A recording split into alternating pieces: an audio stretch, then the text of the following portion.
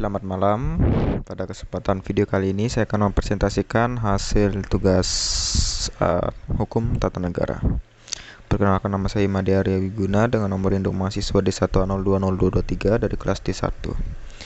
Kita langsung saja ke pertanyaannya, yaitu setelah amandemen keempat Undang-Undang Dasar 1945, sejatinya kita menganut asas pemisahan kekuasaan atau asas pembagian kekuasaan.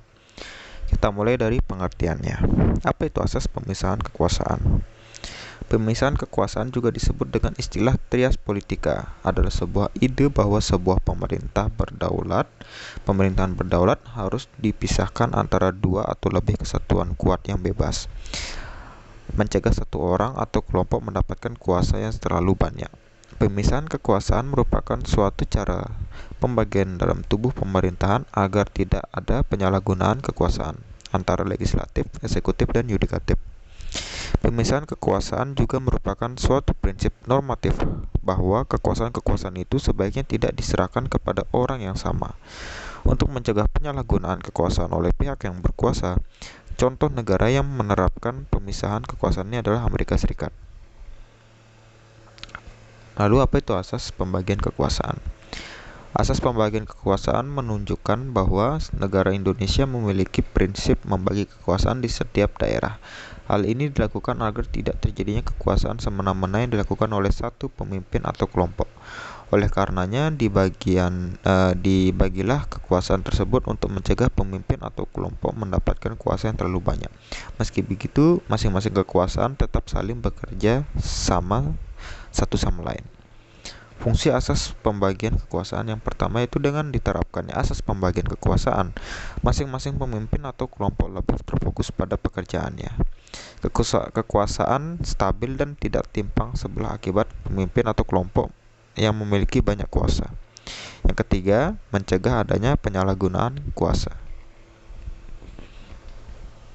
Kita balik pertanyaannya, setelah amandemen keempat Undang-Undang Dasar 1945, sejatinya kita itu menganut asas pemisahan kekuasaan atau asas pembagian kekuasaan. Dari pengertian di atas, kita dapat menyimpulkan itu bahwa Indonesia tidak menganut sistem pemisahan kekuasaan, melainkan pembagian kekuasaan. Cabang eksekutif dipimpin oleh seorang presiden yang merupakan kepala negara sekaligus kepala pemerintahan yang dibantu oleh seorang wakil presiden yang kedudukannya sebagai pembantu presiden di atas para menteri yang juga pengawas presiden. Kekuasaan legislatif dibagi di antara dua kamar di dalam Majelis Pemusyawaratan Rakyat (MPR), yaitu Dewan Perwakilan Rakyat (DPR) dan Dewan Perwakilan Daerah (DPD).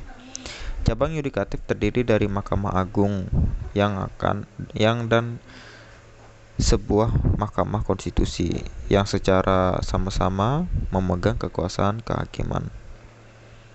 Kekuasaan inspektif dikendalikan oleh Badan Pemeriksa Keuangan yang memiliki perwakilan di setiap provinsi dan kabupaten di seluruh wilayah Republik Indonesia, yang fungsinya yaitu untuk menghindari tindakan sewenang-wenang dari pemerintah sehingga kebebasan dan hak-hak rakyat dapat terjamin. Sekian dari saya dan terima kasih.